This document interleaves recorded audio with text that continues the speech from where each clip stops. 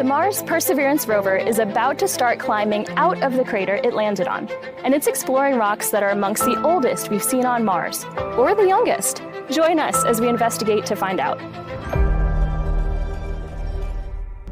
We're here in the Mars Yard at NASA's Jet Propulsion Laboratory. This is where we test robotic prototypes as we explore Mars.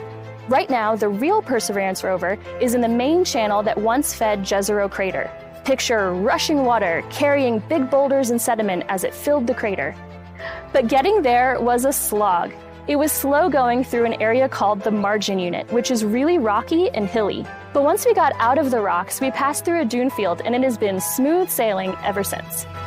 Now that we're in the channel, we're seeing things we've never seen before, like this interesting boulder pile. Can you tell which rock is not like the others? We want to know, what is this rock and where did it come from? Many of the boulders we see at the Martian surface represent ancient lava flows that have broken up and eroded over time. But a rock like this one might have come from deeper in the crust and could be amongst the oldest rocks we've seen or studied on Mars. It could also have come from the ancient rocks exposed nearby in the crater rim, which we're about to explore. Before we get to the rim though, we're making a stop at a site called Bright Angel. The rocks there could contain sediments deposited by one of the last bursts of water into the crater, and could be amongst the youngest rocks we've looked at yet.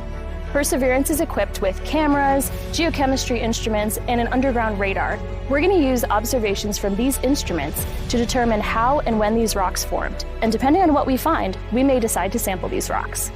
Whether Bright Angel is older or younger than what we've seen before in the crater, these rocks could be an important bookend to our Jezero sample collection.